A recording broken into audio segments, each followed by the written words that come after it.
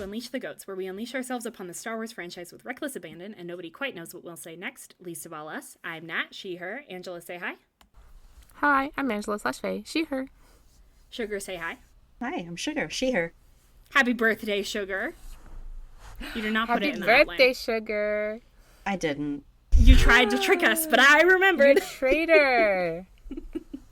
We are talking about Star Wars Visions this month because it was my choice to choose, and I personally think this is the best thing Star Wars has ever come up with.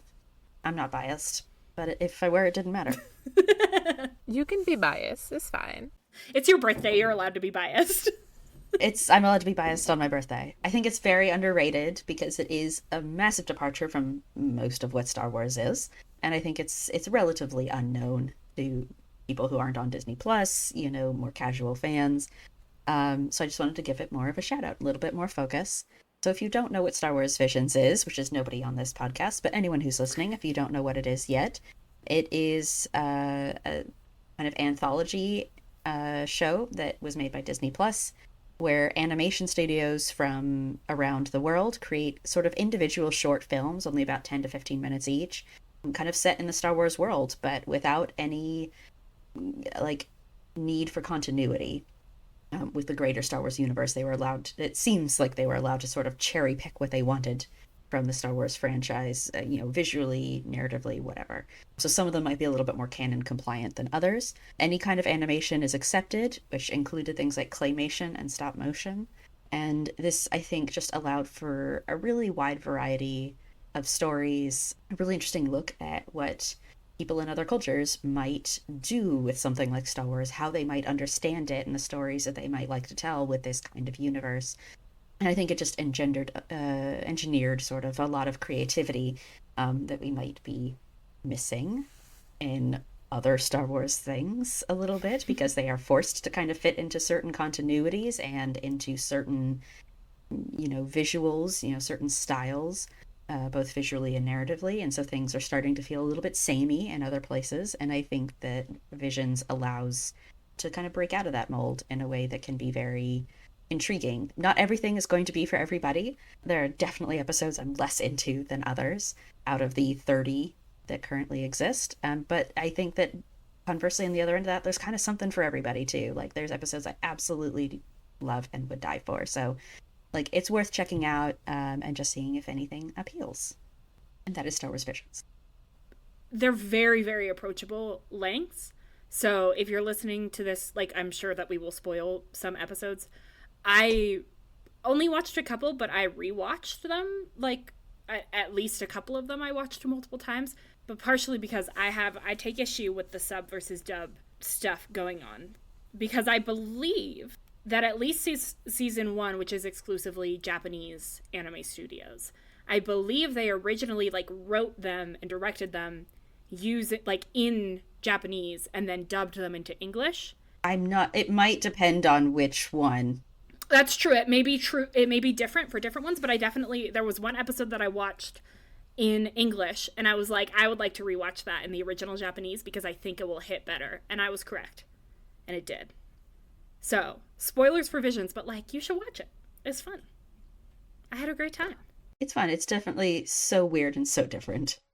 I will say that, like the McElroys, you're gonna have, it's not actually as unknown as you think, because there's a lot of TikTok audios people use for cosplays and shit that come from Visions. Specifically, some from the Duel, I recognized as being from a lot of audios that people have used in their cosplays, whatever. So just because you've never heard the name, you've never watched the episode, doesn't mean it's totally unknown to you. I think it's the one where it's oh, your lightsaber is red. It's been a long time since I killed a Jedi. Those are pretty much very popular on people's cosplays, etc. It wouldn't surprise me if it was kind of a small audience, but a really enthusiastic audience. That, the people who know Visions, really love Visions. But that's not a very big pool of people. Well, yeah, that, and just, some pieces of it, will, there'll be, an audio or, a clip or whatever that, goes viral. People don't really look into what it's from. They just like it. And that kind of thing. Yeah. Yeah. I don't understand TikTok as a platform. It's very strange and alien. That's fair. Anyway, So I don't know what exactly you guys ended up watching, but I figured we would just kind of start at the beginning and work through our way through. So, Nat, you mentioned Volume One is pretty much is exclusively Japanese anime studios. Came out a couple years ago now. So obviously the style is all 2D. Like there's variation obviously in the anime styles, but it is all kind of 2D animation. And I felt like generally what we were getting out of Volume One was a lot of episodes focused on like a post Order 66 Empire world, and almost every episode has a Jedi or a Sith character in it, or both. There's a lot of focus on like force sensitivity and sort of the bigger, more epic kind of facets of Star Wars. So in some ways, very opposite to something like Andor, which kind of cut a lot of that out and focused a little bit more on the ground lay people because they only have a short amount of time, obviously, in Visions to tell one very small story. They seem to have kind of focused a little bit more on the things that they found more unique and engaging and compelling and interesting about Star Wars, which quite often seems to have ended up the magic shit, which is fair. But yeah, I mean, I don't think I have any issues with Volume One. I don't think it was my favorite of the volumes, but I remember it kind of made a lot of noise when it first came out because people were remembering, obviously, that there is a lot of Japanese influence in Star Wars in general. And so the idea that Star Wars was kind of being given back to the Japanese to sort of tell Star Wars from their perspective, there was talk about how interesting that would be and how appropriate that felt to many people. And yeah, I think it's just interesting to see the different ways that different Japanese studios chose to engage with Star Wars. I really liked, I've only seen the first 2 seasons, and I didn't watch all of them. I only watched like the first half of each two. I didn't get to the third, but I really liked in the first season the overarching theme of like, hey, the Jedi are actually good and they can't help but being good. It fit with Kenobi a lot to me, actually, of this like, here are these Jedi, no matter where they go, they can't help but like do good deeds and bring good people around them and defend good people, even when they themselves like aren't in like a very emotionally good place, depending on how you interpret the duel, etc.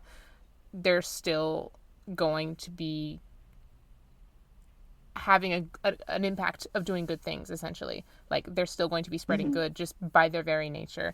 And I really, really liked that, especially with all of the Sith shit that happens in the Star Wars fandom that really drives me crazy. So that was really nice. I really liked that about season 1. It was really pretty. Yeah, I feel like that's fairly true across all of Visions, actually, which tells you something about presumably the different how the world kind of understands the story. Because I'm relatively certain that they're not being given like criteria to hit, obviously. But that I think like most of the world kind of understands, that the Jedi are the good guys, that the Jedi are spreading good things, and that the Sith are bad. And I think you see that across almost every episode where you have Jedi and Sith involved.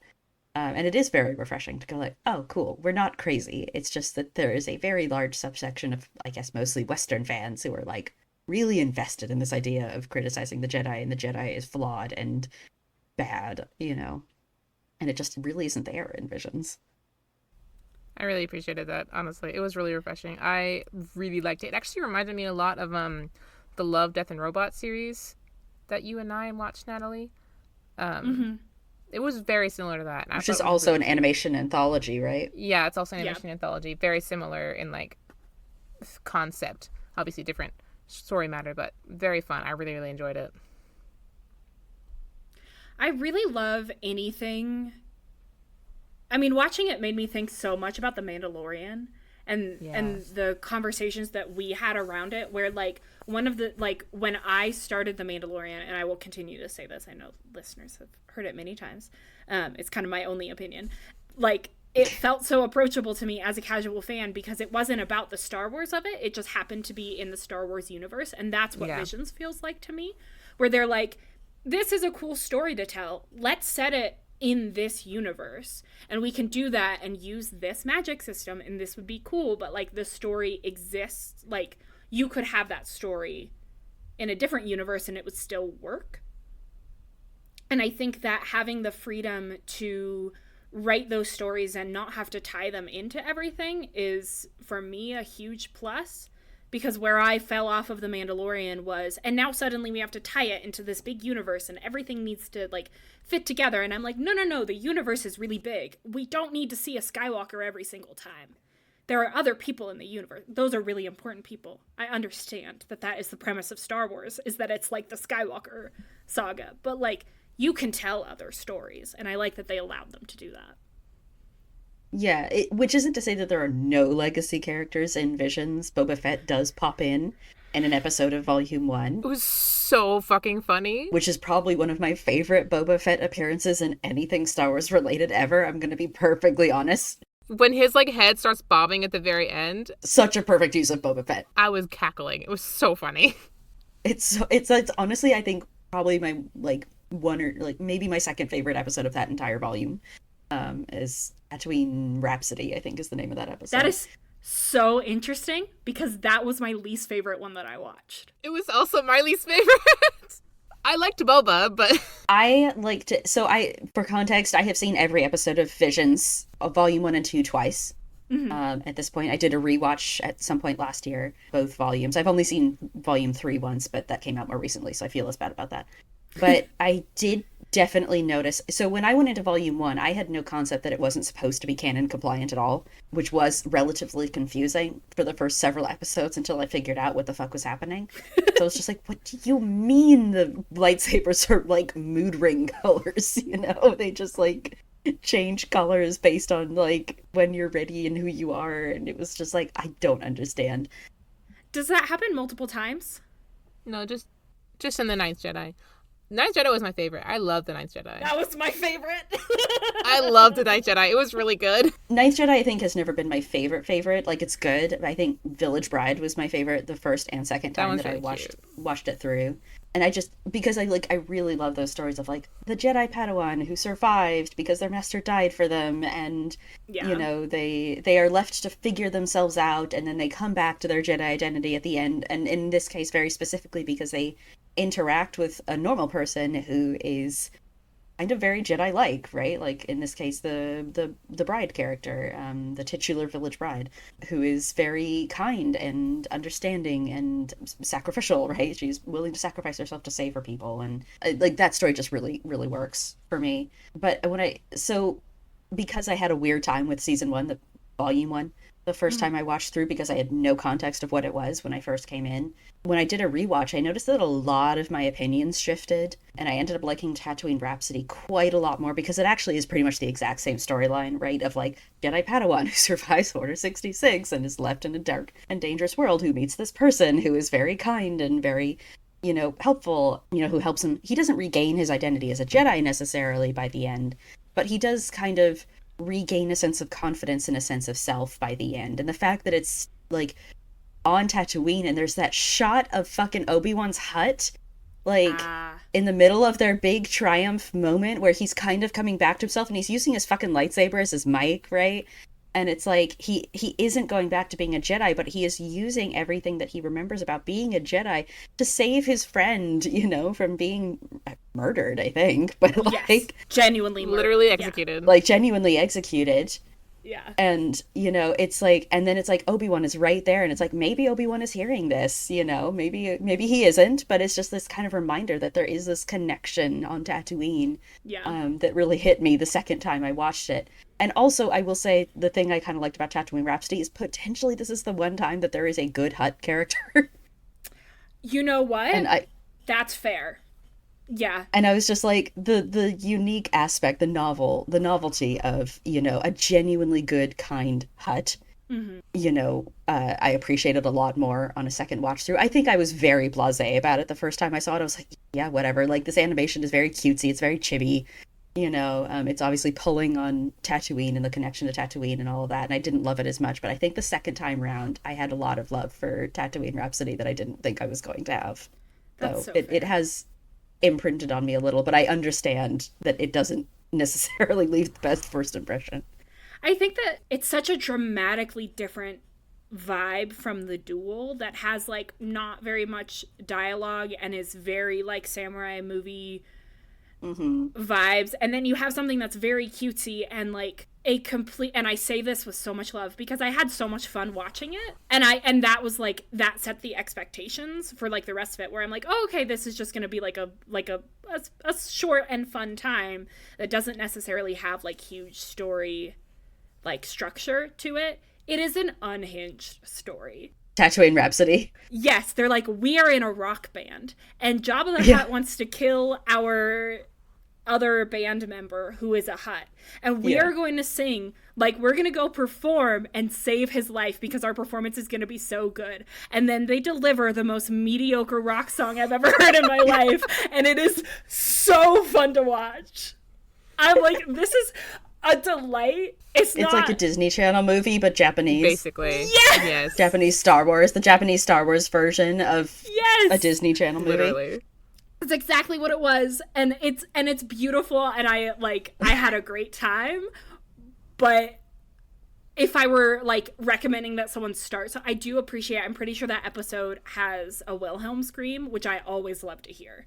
That pulls me in every fucking time, because that is so linked to Star Wars for me, even though that is not all the time. I will hear R2-D2 scream, and I'm like, that's the same thing. It's not. They're different screams, but they are like very different. They're linked in my head, and so every time I hear either of them, so it reminds funny. me of Star Wars. But That's very cute. That was a really fun episode. I really loved the twins episode. Also, an unhinged story. Insane. That just like felt like so beautifully anime, like the most anime that anything's ever been anime. It was like, wow, I've read this fan fiction. Yes. Right? Yeah, it's so clearly like, what if Luke and Leia were evil? You know, the Japanese anime AU. It's so good. And then he crash lands on Tatooine, because that's the only planet in the Star Wars universe is Tatooine. Do we know it's Tatooine, or is it just a desert planet? It has 2 suns. It does have to. Okay, it's been a minute now, so like I have seen them twice, but yeah, that doesn't mean that there can be other desert planets with 2 suns, but like it's Luke and Leia, so like yeah, they don't say it's Tatooine, but it's Luke and Leia by different names, but yes, because they are like created in test tubes, are they not? Like these versions. Well, that's what they say. That's what they believe. It's not actually clear if that's true. That's fair. There is no Vader. They don't say that there's no Vader. No, I think... No, but we never see one. There's no indication of a Vader. Vader. But I think it's implied that there is. So, like, yeah, there's no indication that he's there interacting with the twins if he exists in this particular version of the universe. Yeah. It's unclear at what point that story is set. But that was the one that I rewatched in Japanese, because when I watched it in English, I was like, they go so hard with the exposition. Like, the entire episode is exposition. Where they're like, yeah. And sometimes you have to do that when you have 15 minutes to tell a story. You there's not a lot to say except for, do you remember, brother, when we were created by the dark side of the Force? Like, don't you remember that? She says that like 6 times. And it's beautiful. But I had more fun when it's in Japanese, because when I'm reading the subs, I don't think as hard about the dialogue choices. And so I could just enjoy the visuals, because the visuals are the point. They are very out there, yes. And that was beautiful. I watched it with my partner, and she pulls out like 6 lightsabers, and he's like, oh, she was trained by Grievous. That's so nice. I liked you open season 2, volume 2, I guess, with like Sith immediately. I loved Sith, one of my favorite episodes. Mm-hmm. And I really liked the like more Sith leaning episodes where like they were still evil, but you were seeing more of their stories, if that makes sense. Like, I really enjoyed the character in the first episode, and like her insisting that she wasn't a Sith and shit was not her anymore. And even though he said she's a Sith master, she's still not. But she's not really a Jedi either. And like her constant fight, like that was really good to me. And I really liked the episode with like the giant statues and stuff. Oh, the Korean one. Yes. Yeah. It's like Journey to the Dark Head or something. Mm-hmm. Notably, not in Korean. It's in Japanese, and I take issue with that. That's fair.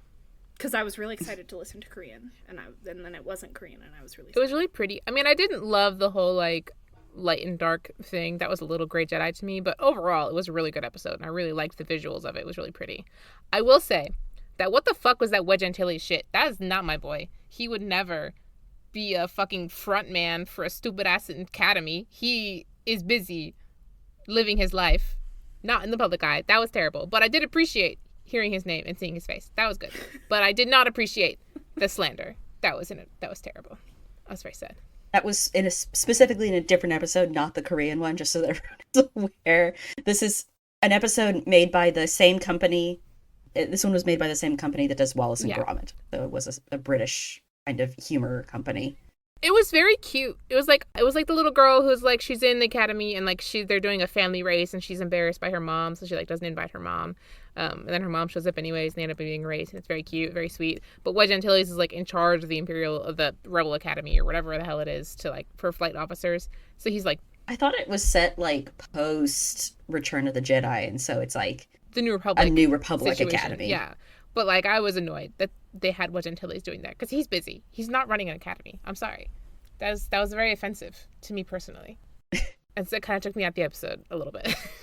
I guess it's fair enough. I know nothing about Wedge Antilles, so not at all. But does it help that the director wanted him specifically to be in there because he loves him and he wanted to give him a place to shine? I understood that, and that's why I still appreciated the poll. Okay. But because of the way he was like, they were like, you can get your Wedge Antilles like merch at this store, and I was like, what the fuck? He would never do that. That's funny. But I guess he had to get his bag somehow. Whatever. I guess so. I think volume 2 is my favorite thus far of the 3 volumes, because I think there's the most variety, both in obviously animation style, but also in like narrative choices in volume 2, just because we are now going to a different country each time in terms of the animation studio. So we're in, we've got South Korea, which we've mentioned, the UK, but there's also Chile, South Africa, Ireland, India, and then of course Japan is still represented, and Spain is the one that you were mentioning at the very beginning, Sith, which I actually really love Sith. I know Sith hit people also as I think very Grey Jedi when they first saw it. It hit me as kind of Grey Jedi-like when I first saw it. Well, she's not a Jedi at all. She's a Sith. That's totally different. Well, she's a former Sith, but there's a lot of thematics in Sith about like light and dark and how much you're using of both. And she has a whole thing at the end where it's like, oh, you must have both. I can't get rid of the darkness or something. And I think people read that as sort of Grey Jedi thematics. Like, she isn't a Grey Jedi, but because she's obviously not a Jedi at all, but this idea of needing both, I think, hit people as kind of Grey Jedi-like. But when I rewatched it, I was like, I don't know that that's actually the point of that narrative. I think it was a lot more like what the Jedi actually espouse, which is that, like, everyone has the capacity for both. You have negative feelings. You're going to feel sad, scared, angry, in pain. And you have to kind of understand and accept that and recognize and acknowledge those emotions in order to be able to control them. And so what we see in Sith is that, like, the more she tries not to paint, she does a lot of painting. There's a lot of very beautiful visual things happening here. But so she's trying to paint in color, right? And she's refusing to use black. And the more that she refuses to use black, the more her paint turns black anyway. And then at the end, when she kind of accepts her own darkness, she'll, like, paint in black a little bit. But then, like, it's still color. Like, it'll churn back to color because now she is controlling and accepting and understanding her own emotions. And so she actually has control over herself, which means she's not going to go dark. And so I actually ended up liking a lot more, again, on a second watch than I did the first time round. And I think there's something very similar happening in Journey to the Dark Head, where it's not saying you have to use both. It's saying everyone has the capacity for both. Mm-hmm. And you can't just eliminate darkness entirely from the world. That just isn't how it works. You can't stop feeling sad, angry, annoyed, frustrated, in pain, so on and so forth. And so, like, I think Ul, or whatever his name is very much trying to kind of eliminate darkness out of his life because he's very scared, and so he wants to not feel that anymore. And I think it's this journey of sort of accepting that that's never going to happen, and only by acknowledging that both have to exist is how you're going to be able to sort of overcome your own darkness. I mean, he does still cut off that guy's head, so there's that. Yeah, he eliminates the guy who's being unkind, but they don't destroy the statue.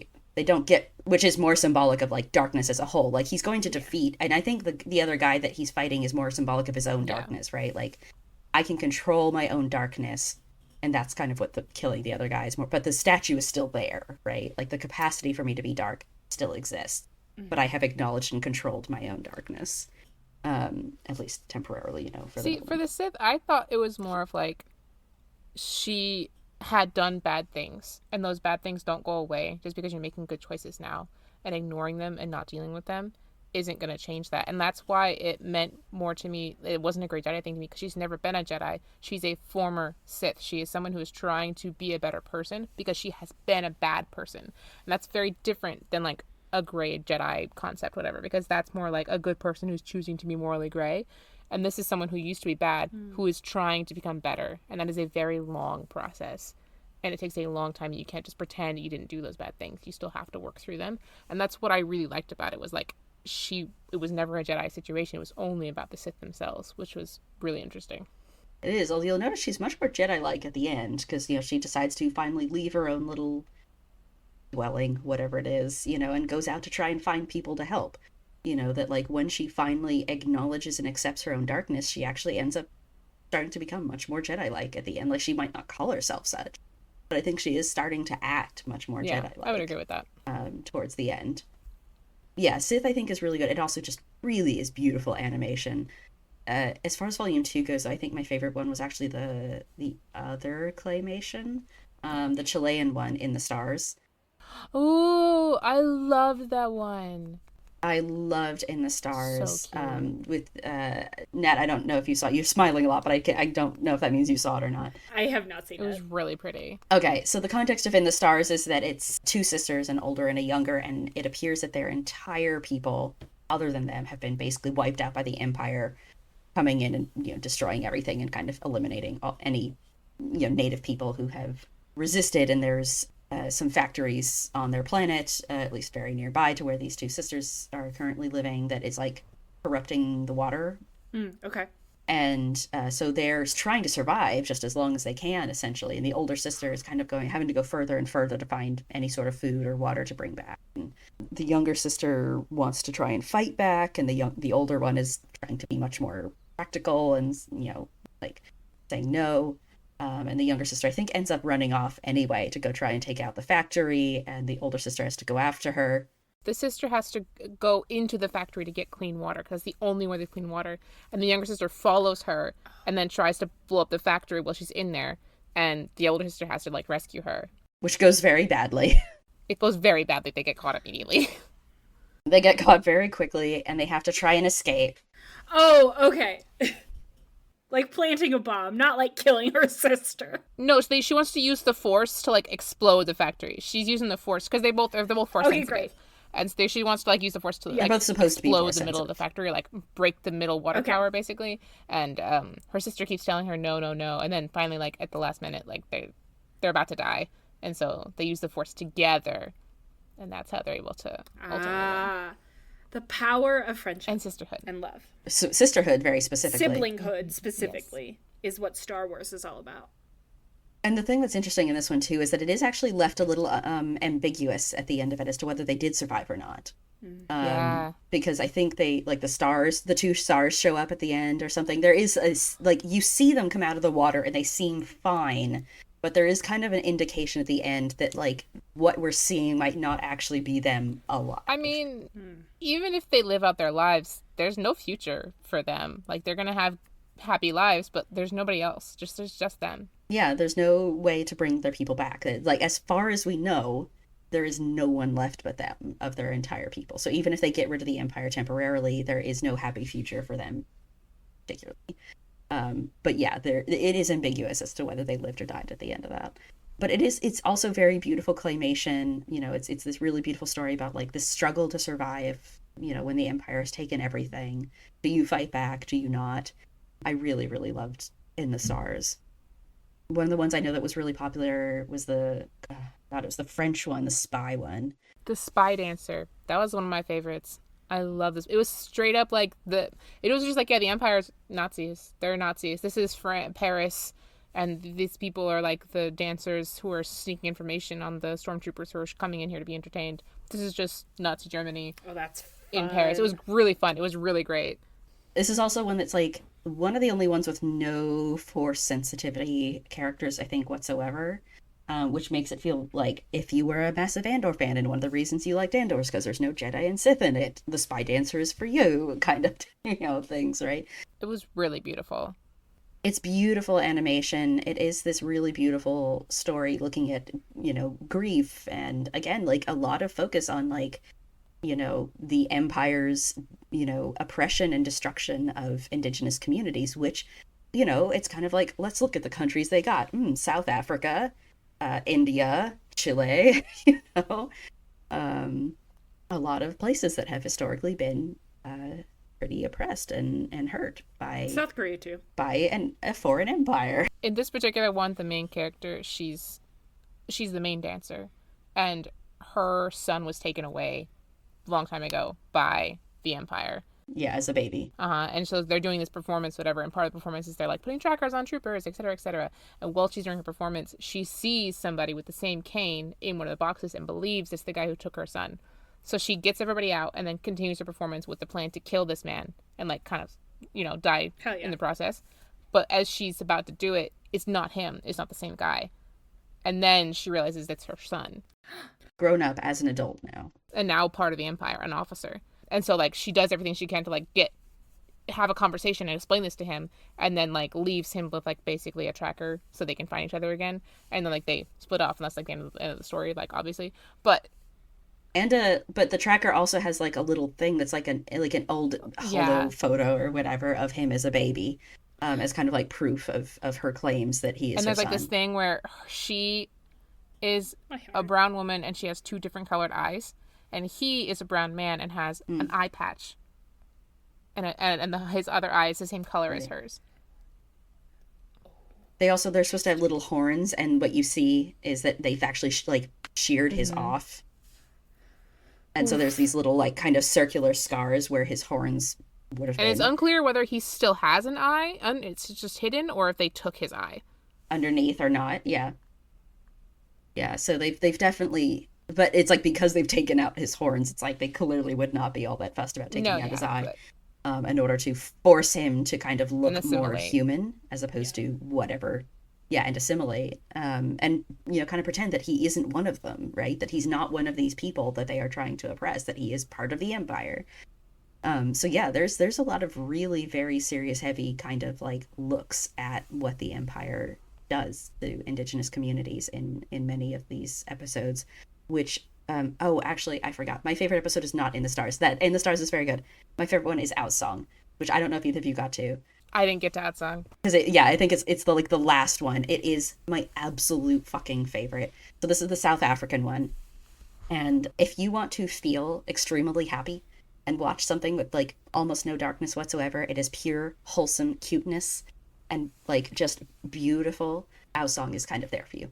And that is, I think, why it remains my favorite, is because it is just very soft and sweet and wholesome and beautiful. It's not animation, it is stop motion. It's using these kind of little felt puppets. Oh, love. Yes. It's just like bright, saturated colors. They're on this beautiful little planet. Everyone who lives on it who's indigenous is like a little teddy bear, essentially, which is what these little felt puppets are, is these little teddy bears. And it's following this kind of, it's non-verbal little girl character who appears to have just a single father as a parent. And he's like a miner or something. But it's this like beautiful, pristine kind of pastoral society. There is a Jedi who has come, who is on the planet just kind of helping trade or something. But the little girl has this ability to sort of like sing. And by singing, she connects to the sort of crystals that they've got on the planet. And one of the reasons the Jedi's there actually is these crystals have been corrupted by the dark side, by the Sith that used to occupy the planet. They are long gone, but the impact on the crystals that they use still remains. And so the Jedi is there to actually help purify the crystals. And this little girl is able to kind of like sing to the crystals and heal them all by singing to them, but her father doesn't really understand. Like, things happen when she sings, and it's kind of all he knows, and he's a little worried about it, so he keeps telling her not to sing, not to sing, not to sing. And he loves her, and he's very kind, but it is one of these things where it's like, well, shit, I don't really know what this is, and I don't really understand what it might be doing, so let's maybe just not do that. But it ends up healing all these crystals, and, like, you know, obviously catches the attention of the Jedi, who, you know, offers her the opportunity to go off and become a Jedi at the end. And I don't know, it just, like, it also just really hits, you know, because this is actually one of the very few that's, like, after the bad guys are gone, you know, where it's like, yes, they were here, they hurt us, but we are also still here, and we are going to heal and get better from this, that it's not going to completely knock us out forever. Like, we can come back from, you know, being hurt in a way that you don't see in some of those others that are hitting on that topic. They're usually looking right at, like, we are being oppressed. You know, and I don't know, that Ao's song just, like, does it for me. It's like the perfect hit of serotonin, man. I cannot get enough of Ao's song. And she is the cutest little nonverbal teddy bear you have ever seen. Like, I think she might say, like, 5 words in the entire episode. Aww. The Jedi is this beautiful, older, like, purple Mirialan character. Like, we've only ever seen green Mirialans before, because I think it's, like, almost exclusively Luminara and Barriss Unduli. Barriss Offee. But this is, like, this beautiful, like, purple Mirialan Jedi lady. I don't know. I love Ao's song so desperately much. So, yeah, I think some overarching themes in Volume 2, again, are a lot of focus on post-Order 66 Empire world, but there's a little bit less than I feel like there is in Volume 1. Like, the Korean one, The Journey to the Dark Head, really has nothing to do with the Empire Order 66 at all. Mm-hmm. Like, there's some Sith in there, but there's no, like, Empire. The same with the Wedge Antilles one. Like, I mean, like, it is a post-Order 66 world, but, like, again, the Empire's kind of gone. Mm-hmm. And it's really focusing in more on this, like, silly mother-daughter adventure thing. There are a couple of episodes with no Force-sensitive characters at all, including the Wedge Antilles one and the Ao's song, the French Spy Dancer. And a couple of Sith-specific episodes. The one we haven't discussed yet is Screecher's Reach, which also was really popular with a lot of people. This is made by the Irish company Cartoon Saloon. If you're familiar with Cartoon Saloon, you know, they're obviously very famous for a lot of animated kind of Irish folk-specific films. Song of the Sea, Secret of the Kells. They did Wolfwalkers recently as well. So they did an episode called Screecher's Reach, where they focus a lot on this little girl in a bad situation, it would seem, who's been kind of taken in by what they call a Sith mother. It's very Pyrrhic victory kind of thing, where she's given herself up for what she believes is more power and freedom, and it's very clear at the end that that's absolutely not what she's going to get. She leaves anyway, because she feels it's still her better option, but, like, she's leaving for a future she knows is probably not going to be happy. Well, that one sounds sad. It is sad. And not as cute as small singing teddy bear. It's very different vibes. Yeah. There's a lot of really interesting parallels to, like, Anakin in it, of, like, she has these friends who she loves and she's willing to defend them, but she's also putting them in danger by going where she's going, and she's keeping secrets from them because she's not telling them why she's going there. And then in the end, she and her friend have a conversation at some point where he says, like, well, if there's a better life out there for you, you should go take it. Like, don't look back. And then at the very end, she says, don't look back, right? And then she does look back. And, like, you can tell she already regrets her choice, but she's already made her choice. She can't turn back now, but she wants to. And it's like, it's... Yeah, or she feels like she can't. It's really a beautifully animated one, but it's also, like, really sad, and, like, there's not really... I don't know. And then, like, there's, like, the bit where she kills the lady or whatever it was in the mountain. The Banshee. Yeah, she says, like, oh, it was a person. It was a real person. And, like, she regrets. It's like, she killed somebody. But that lady was trying to kill her. Mm-hmm. I don't know. It was a really interesting episode. Yeah, I think people have done... It's really interesting. People have done some deductions on some of the pictures you can see in the cave with the Banshee, and figured out that, like, the Banshee was likely the Sith Mother's Sith Master once upon a time, but that the Sith Mother has since, like, you know, as Sith do, she has overthrown her master and moved on to the next cycle. And so there's this idea in there of, like, a cycle of abuse, right? And a cycle of violence and darkness going on from the Banshee to the Sith Mother to the main character whose name I don't recall. Doll, maybe? Doll, yeah, something like that. It's arguably, I think, the darkest episode in Visions because it ends extremely unhopefully, like very sad. Like there's no real hope of anything coming out of the end of this. It's just a look at like what happens when you make the wrong choice, you know, and you feel like you can't do anything else. You're stuck in it, you know, and it's like going back, like she'd be back with her friends, but they're also like doing what appears to be child labor, like in some sort of system that seems to rely on child labor. Yeah, like even if she'd chosen not to go, like it's still a shitty situation. Like no matter what she does, her life is fucked. There's no good choices for her. Exactly. There's no good, at least she feels like there are no good options available, and this is the better of the two. But then by the time she leaves, she's clearly questioning that a little bit, regretting the choice she's made. But it's like, yeah, it brings up so many questions. It is very good. It's not one of my favorites just because it's a little heavy and hard to get through, but beautifully animated as always with Cartoon Saloon. But yeah, I think Volume 2 is just extremely strong in its episodes, and like Journey to the Dark Head is one of the weaker ones, and it's still very enjoyable for me. Mm-hmm. I'll touch on Volume 3 very quickly just because I know I'm the only one who's seen it. That's not true. I saw 5 seconds of the first episode because I thought it was season 2. So I'm pretty sure the first episode is a follow-up to the duel, and I thought that was interesting. That's all I know. It is. So Volume 3 has 3 follow-up episodes, 3 sequels, one of which is to the duel. The other one is technically a follow-up to The Ninth Jedi, which, for those who are unaware, The Ninth Jedi is actually going to get a long-form TV show. Really? That's exciting. A gift for us. It's just a gift for you guys. And so this episode that's in Visions Volume 3 is kind of setting that up. It's kind of it's like a soft pilot. It's kind of bridging the gap between the first episode we got and the long form show that we're going to get later. Mostly it just kind of looks at like where she's gone, you know, what kind of like how her skill set has adjusted and what their goals might be moving forward. I will say the name The Ninth Jedi sucks because it doesn't make any sense. There's like 2 Jedi, so like she's the 3rd Jedi technically because the rest of them are dead or missing. Like they're not there. Exactly, yes. There were supposed to be 9 Jedi, but she is... Yeah. But there aren't by the end. And then the 3rd one is actually a follow-up to The Village Bride. Ooh. So there are a couple of sequels that we are getting because they went back to all Japanese anime. There are no other countries represented in Volume 3. And I don't know, maybe they ran out of studios. And so they went back and had a couple of them do sequels. I will say, like, I wasn't a huge fan of The Duel to begin with. It's probably one of my least favorite of Volume 1. So, and I liked the sequel even less. I know there were people who enjoyed it. It's not for me. I think there is a novel follow-up that happened for The Duel called Ronin. And I think that there's a lot of stuff that they're pulling from that novel for the sequel episode. And I never read the book, obviously. So there's a lot of stuff where I was kind of like, I didn't know that. You know, like, I think you're maybe assuming knowledge I don't have. But there is so we aren't getting any other variation in animation styles. There's no more claymation or stop motion happening. We are back to exclusively 2D, but there is the addition of a little bit of 3D animation happening in Volume 3 as well.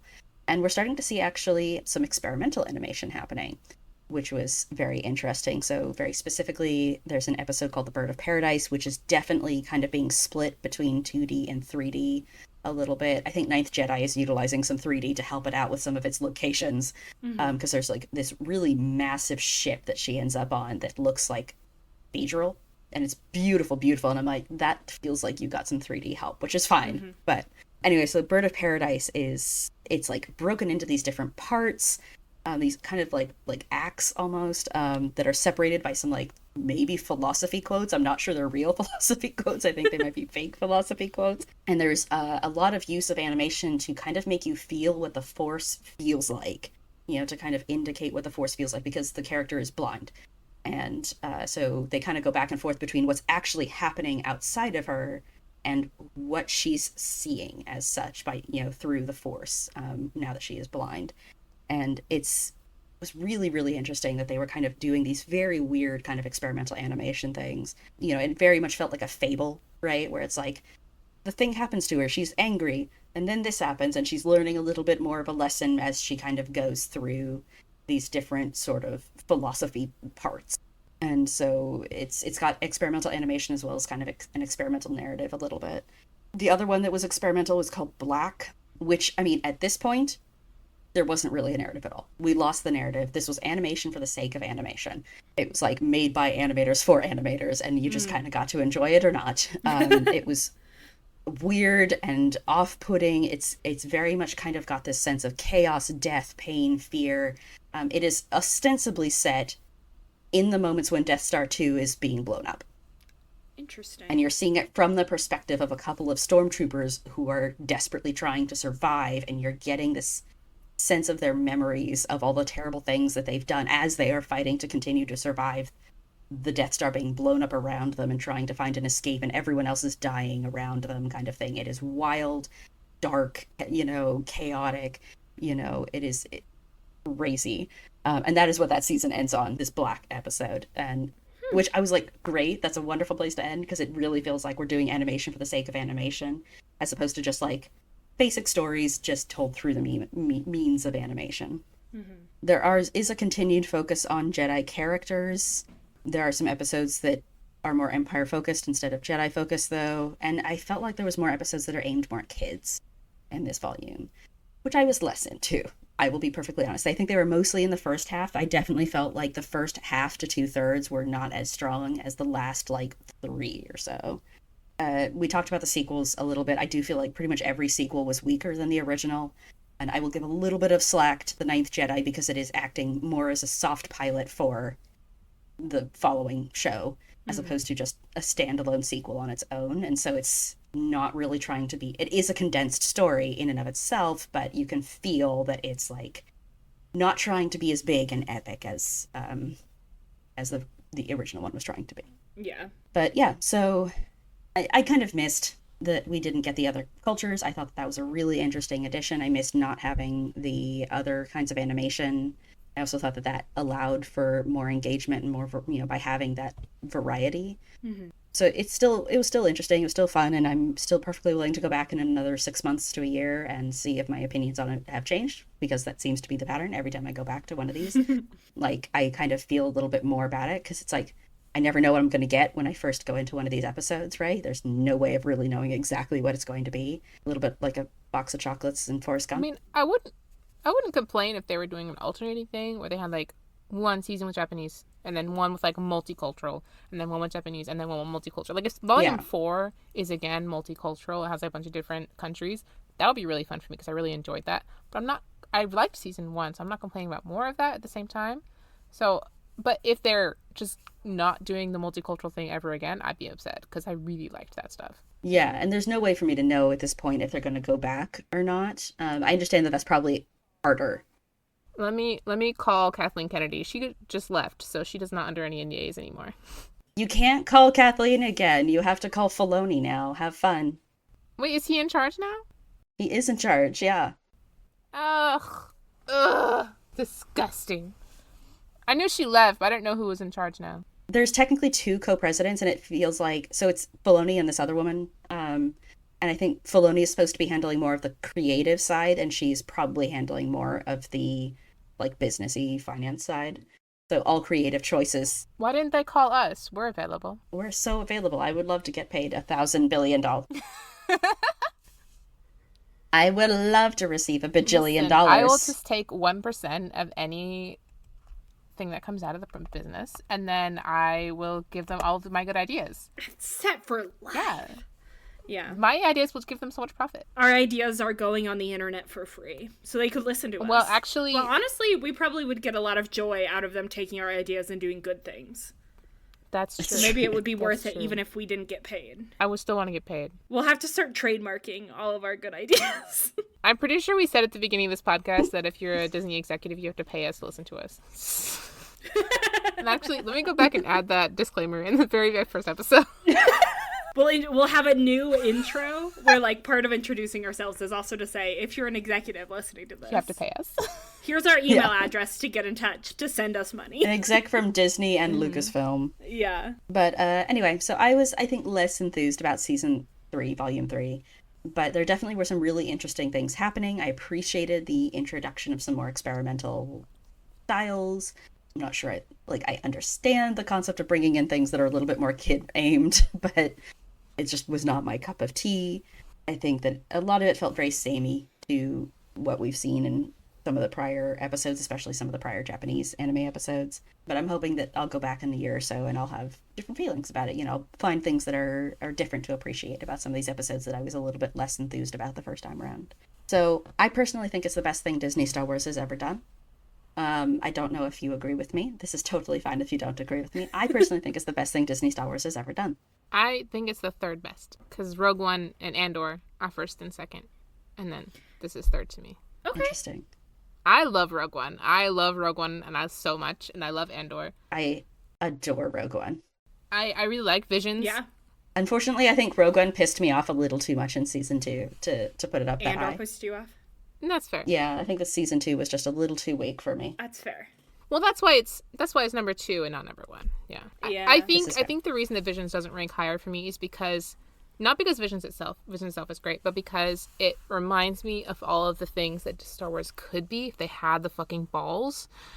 And so that's a little frustrating because I'm watching it and I'm like, wow, this is really good. They're never going to do anything with this because they don't have any courage, backbones, and No, we'll see what happens with Ninth Jedi now that that's getting a longer form TV we'll show. See. Yeah. I might take that back at some point, but for right now, that is my opinion.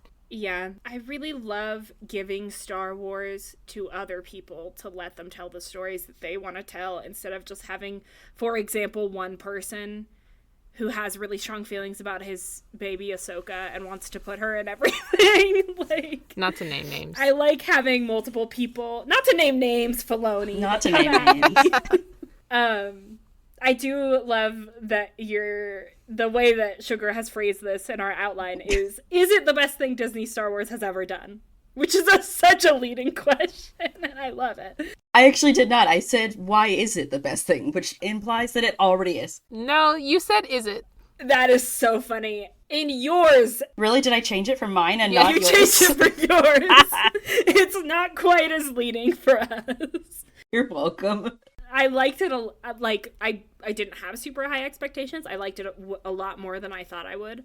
I don't know. I would have to, now I'm sitting here and I'm like, I want to make a collection of, like, if you like this character, you should, like, in Star Wars, in, like, the main things, you should watch this episode. Other people have probably done this, actually. I have no original ideas. Maybe. I mean, Visions is so underrated and so unwatched in so many places that I'm certain something like that probably hasn't been done. Like, I mean, like I mentioned, like, if you really liked Andor and you feel like Andor was one of the better things that Star Wars has ever done, then Spy Dancer is probably something you're going to appreciate a lot because it really does not focus. I think it really focuses not at all on that. Whereas, like, if you really liked Skeleton Crew, then, like, the Wedge Antilles one might be your deal. Oh, I thought you were going to say Tatooine Rhapsody. Tatooine Rhapsody maybe too. It has that similar vibe to it too. Yeah. Or Toby. You probably would really like Toby. Toby, we didn't even discuss Toby. I have Toby's not my favorite. It's very cute. It's very cutesy. It was not my favorite either, but I liked the armless Jedi. He was really cool. Yes, it's true. Love that. There's a wild one in season 3 with a character who is like a robot that, again, more teddy bears. But he looks like a giant teddy bear, and he is a robot, and I think he can, like, open his stomach to be an oven. That's adorable. I'm relatively certain. I love him! And he's, like, a caregiver to, like, a small child or something. It's a little wild. The whole episode is kind of wild, and I was just like, what am I watching? The whole time. But it is one where I'm hoping I can kind of go back and appreciate more of it the way I did with Tatooine Rhapsody. But it is a little weird where you're just like... And, like, he has, like, I think, like, an evil button, right? Like, he can kind of just, like... Like, I think they churn him evil partway through, and he just ends up going off with the evil pirates or someone, and they have to figure out how to churn him back. That's very Baymax. Very Baymax. But yeah, I think you absolutely could probably do, like, if you like this character, then, like, you might like these episodes, or if you liked this show, you might like these episodes. Okay. So what was your absolute favorite episode? Bar none, you have to pick one. House Song. What about you, Natalie? It's the Ninth Jedi. Can I tell you about all of the things I love about the Ninth Jedi episode? Yes, tell us everything. Please tell me all the things you love about Ninth Jedi. I love that we are on a planet where they are farming kyber crystals from the ring around the planet. That kicks ass. That's incredible. I love a like father-daughter relationship, even if it gets 2 seconds of screen time. I love that. It looks like it's going to be the motive for the show, though, is like, get dad back. Yes, I'm very excited that her dad, I really thought that they were going to kill her dad. Spoilers, he seems to be alive. I love that the lightsabers are like mood rings, I think is how you described it, Sugar. It is yeah. So fun. He's like, I have like, not forged, like tempered these kyber crystals, to respond to you. So she lights the lightsaber. It kind of doesn't have any color. It looks like a dark saber. I think it's supposed to be clear, not dark, but it's hard to do that. It's really hard to do that. It's really fucking long. It's like 3 times as long as this girl, and then it gets really short. And as the episode progresses, she's wielding it, and it's turning green, which is very fun. Yeah, I think he says that like it will adjust itself to your size. Yes, or I think the way that he describes it is the kyber crystal will respond to your relationship with the Force. And so the premise of the episode is that this man who's building these lightsabers has invited all of these Jedi from around the galaxy, and all of these people show up, and every single one except for one is a Sith. And so when they light their lightsabers, it's all red. At first, they're all Sith. They all have red lightsabers. And then one of the guys ends up not being a Sith. He's a Jedi who's kind of been led astray. And you watch as he's fighting his lightsaber turn from red to purple. And that's so cool. It was really cool. And I love that world building of, like, this is how, like, I'm sure that there is... I don't care about the canon of how kyber... It's absolutely not canon compliant, but, like, that doesn't matter for Visions. They explained it. He tempered them. He tempered them, and it's fancy. And then, like, the last shot is, like, this little, like... temple. It's like a asteroid temple. Yes.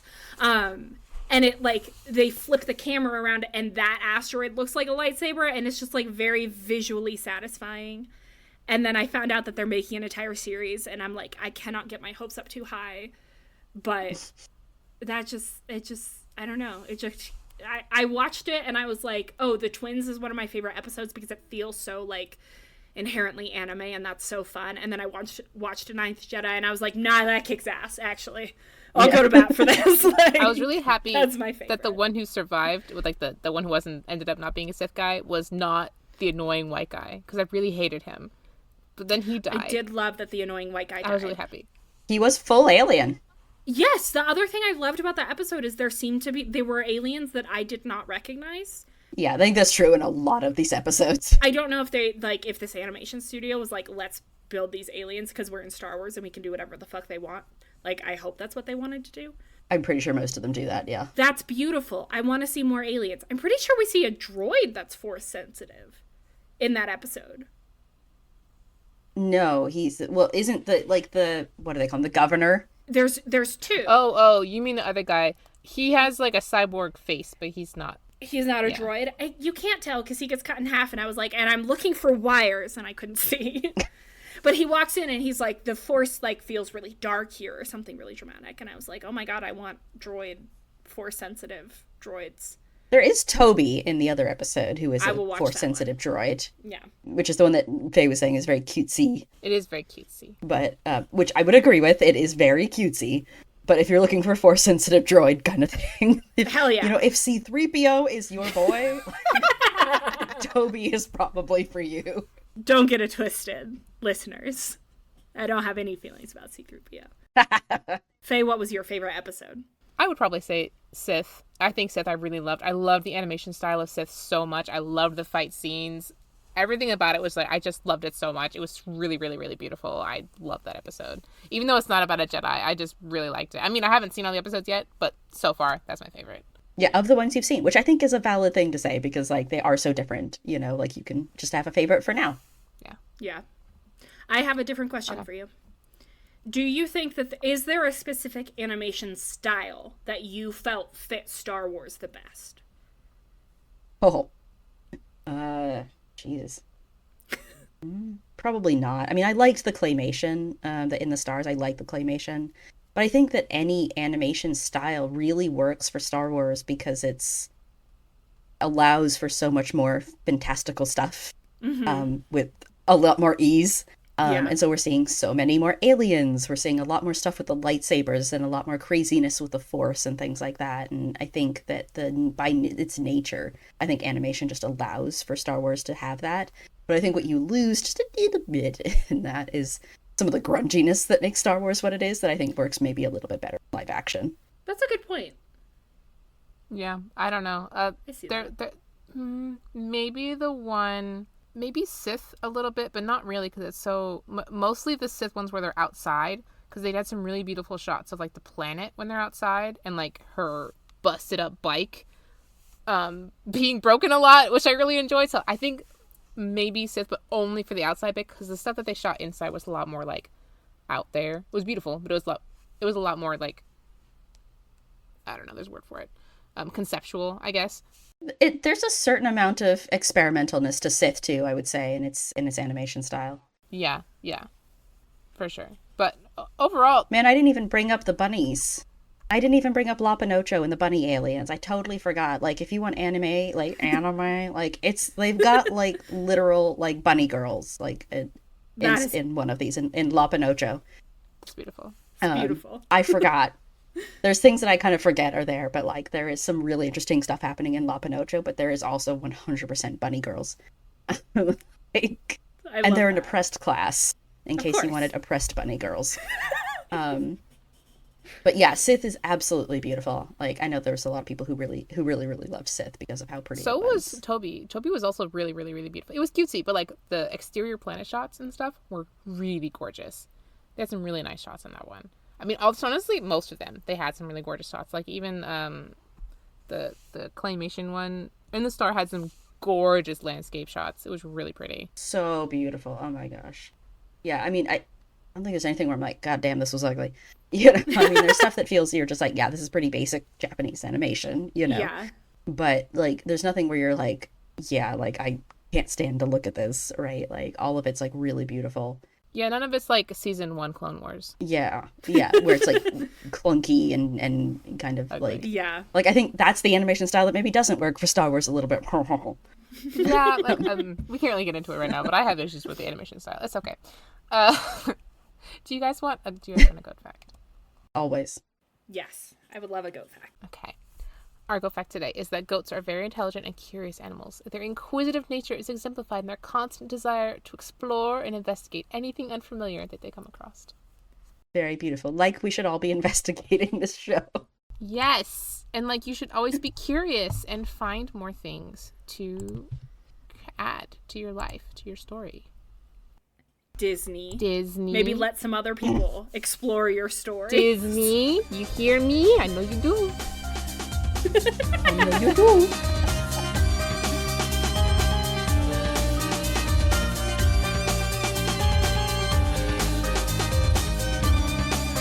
Our intro and outro music is Mos Eisley Cantina by Speedkicks. Angela and I edit. Our artwork is by me, and Sugar is our writer and researcher.